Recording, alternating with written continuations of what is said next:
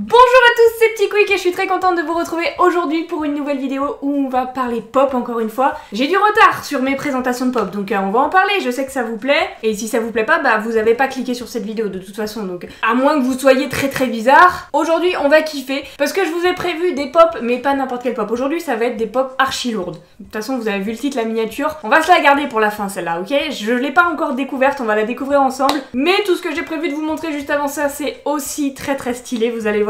Du coup j'ai fait une petite sélection de pop Harry Potter encore, parce que voilà, j'en ai plein encore des pop Harry Potter que je vous ai pas montré et qui sont vraiment incroyables. Donc on va y aller crescendo, on va commencer par ce que je trouve le moins stylé, et vous allez voir qu'on va step up pour arriver à un truc chambé. Donc commençons tout de suite. La pop que j'ai dans ma collection pour aujourd'hui, que je trouve la moins stylée, elle est quand même très cool, on est d'accord. Ils ont fait des pop de Patronus, et du coup là c'est le Patronus de Ron, comme c'est écrit là sur le côté, en petit chien, c'est un Jack Russell son Patronus. Je l'ai pas ouvert, je sais pas ce que ça donne déboxé, mais rien que le concept de faire des Patronus en pop, je trouve ça génial. C'est beaucoup trop cute. Voilà, là on a le petit Jack Russell de Ron, il est vraiment trop mimes. Et ça c'est le moins lourd, hein. On rappelle encore une fois que ça c'est la pop la moins stylée de cette vidéo, qui est quand même très cool. Première fois que j'unbox mes petites pop du Patronus là. Vous allez voir qu'on en a encore deux autres qui traînent, probablement celle du trio, hein. Harry et Hermione arrivent juste après, et j'ai vu là récemment, je crois hier, qu'ils allaient sortir une prochaine vague de pop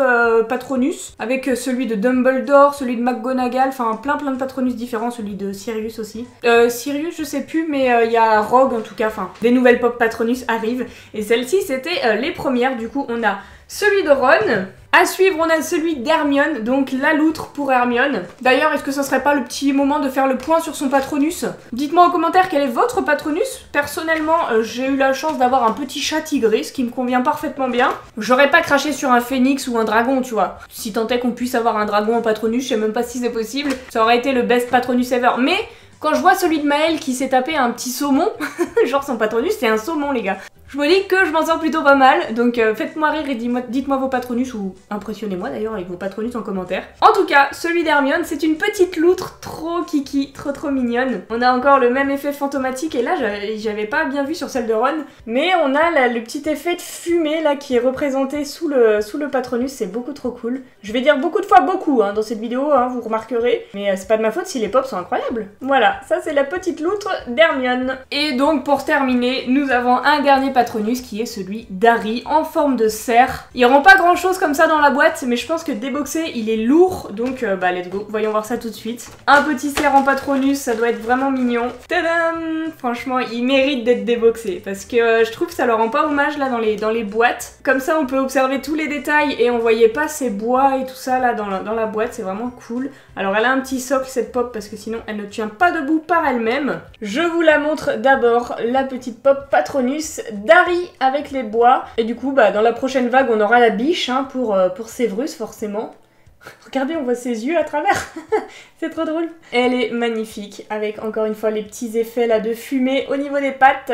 C'est stylé. Je sais pas lequel des trois je préfère sincèrement. Je vais commencer par celui de Ron en me disant ouais le chien c'est un petit peu le moins stylé des trois, et au final il est quand même cool. Je pense que c'était pas le plus facile à représenter en pop les Patronus, et ils ont fait un délire bien sympa. Ils ont réussi pour moi le challenge de faire des Patronus en pop, parce que parfois ils se lancent dans des trucs, c'est pas vraiment des réussites pour le coup, mais là chapeau Funko. Pour moi c'est validé. Donc voilà, ça c'était les trois petites pop Patronus qui sont sortis assez récemment. J'ai hâte de voir ce que va donner la deuxième vague pour ces petits Patronus en pop.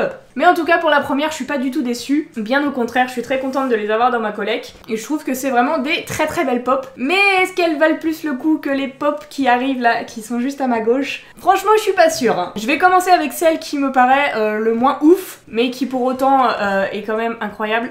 Regardez-moi ça les amis, on a une movie moment de Harry qui affronte Voldemort. Harry Potter 4, coupe de feu, Harry il est en tenue. On a le Avada Kedavra contre... je sais même pas quel sort il fait. Ça j'ai jamais compris dans Harry Potter, genre Voldemort il fait le sort le plus stylé, genre Avada Kedavra, et l'autre il nous fait un Expelliarmus je crois, et tu vas me dire qu'il arrive à rivaliser. Petite incohérence pour moi, mais peut-être que je me trompe et il fait pas du tout un Expelliarmus, mais dans ma tête il a toujours fait un Expelliarmus, et stratégiquement c'était peut-être pas la meilleure option. Un Wingardium Wingardium Leviosa, il soulève sa baguette, Voldemort, qu'est-ce qu'il peut faire? Rien.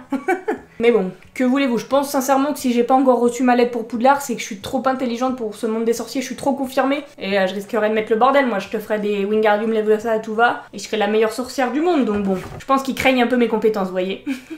Bref, arrêtons de plaisanter. Regardez cette pop qui est juste incroyable. Déjà, les movie moments sont souvent des pop vraiment stylés, et celle-ci ne fait pas exception. Vous voyez, enfin, moi je la regarde de plus près, là je l'avais encore jamais déboxée. Elle est sortie il y a un petit moment celle-ci, mais j'avais pas eu l'occasion encore de la regarder de près comme ça, et elle est incroyable. Trop belle. Alors regardez les détails. Alors déjà on a Harry d'un côté là, comme je vous disais, en tenue du tournoi des 3 sorciers. Je sais pas si vous le verrez à la caméra, mais dans son dos, hein, c'est écrit Potter, voilà, avec sur son maillot, comme dans le film. Oh, il bouge la tête. Ok, abonnez-vous. Et du coup, on a le choc là des 2 sortilèges. Donc Harry qui sort de sa baguette un petit sort rouge, et Voldemort qui nous fait un petit Avada Kedavra en vert là, juste là. On a même les petits détails des bâtiments brisés sur les côtés. On a de la pierre là sur le socle, comme des petits débris. Et du coup, voyons voir la tête de Voldemort, incroyable. Toutes les pop de Voldemort, je les trouve trop stylées, sont trop bien faites. Là, je peux vous le montrer bien, en gros plan, avec son nez. Salut la mif. Et ce que je trouve incroyable, regardez, c'est comment il tient sa baguette. Ils ont réussi à refaire en pop le maintien de la baguette de Voldemort, si spécial là, avec son petit doigt qui dépasse. Il me fait flipper comment il tient sa baguette. Et ils l'ont refait sur la pop. Je trouve ça trop cool. Scène archi mythique d'Harry Potter, faite en pop. Est-ce qu'il pouvait me faire plus plaisir? Je ne pense pas, elle est incroyable. Les petites baguettes sont bien représentatives, hein. Je sais pas si vous avez bien vu, mais c'est bien la baguette de Voldemort. Et dites-vous que là, c'est pas encore la pop la plus incroyable de cette vidéo. On est déjà sur un truc trop badass, mais ce qui arrive l'est encore plus d'après moi. Mais ouais, trop contente de l'avoir déboxée celle-ci, parce que comme je vous disais, ça fait un petit moment que je l'ai, et que je l'avais pas découverte, et je trouve qu'elle est encore plus belle déboxée, comme les Patronus. Donc c'était trop cool de la découvrir avec vous. Quand j'aurai de la place, eh bien je la déboxerai pour l'exposer, mais pour l'instant, je la laisse bien protégée dans sa boîte. Et avant de passer à l'ultime pop que vous attendez tous, on en a encore une autre qui est... je n'ai pas les mots pour la décrire, franchement, je n'ai pas les mots. Rien que dans la boîte, elle est magique. Elle est magique, sans essayer de faire une espèce de blague mauvais jeu de mots avec le monde d'Harry Potter. On a une ride, c'est comme ça qu'ils l'appellent, une pop ride. Ça pourrait aussi tout à fait correspondre à une movie moments quand les 3 personnages sont sur le dos du dragon. Voilà, on a un dragon en pop avec Harry, Ron et Hermione dessus. J'ai rien besoin d'ajouter, la pop va parler d'elle-même, vous allez voir. Vous avez déjà aperçu même. Rien que dans la boîte c'est incroyable, donc voyons voir ce que ça donne déboxé. Let's go. Waouh, elle est ouf. Elle est incroyable. Les détails, tous les détails ils sont là quoi, j'adore. Donc, voici la bête, le dragon. Regardez-moi tous les détails sur le dragon, c'est juste ouf. Les 3 petits personnages qui sont sur le dos du dragon, on a Harry ici, vous le reconnaissez, Hermione ici sur le côté, et Ron Miskin, il est là, il est accroché comme il peut sur le dragon, on voit ses petites mains là qui se tiennent aux écailles, et il manque de tomber. C'est trop cool, ils sont bien, trop bien les 3 petits personnages. Et regardez les détails sur le dragon, on a carrément la chaîne là tout autour de son cou, les égratignures, on voit les traces de sang, c'est ouf! Franchement, cette pop, elle est incroyable. Tous les petits détails là sur les ailes, la queue. Oh là là, ils se sont tellement améliorés dans le pop game. J'adore. Je pense que je pourrais encore la regarder des heures et voir plein de nouveaux petits détails à chaque fois. Belle réussite. Franchement, rien à dire. Je pensais pas un jour pouvoir tenir dans mes mains une pop du trio sur le dragon, quoi. C'est juste fou. Vous voyez que là, on est encore monté d'un level, je trouve, dans le niveau de la pop. Elle est trop belle. Je ne pouvais pas passer à côté. J'étais obligée d'avoir ce truc-là dans ma collection. Et donc, vous vous doutez bien que si celle-ci n'est même pas la dernière pop de cette vidéo, ce qui va suivre, c'est encore plus ouf selon moi. Vous l'attendez depuis que vous avez cliqué sur cette vidéo.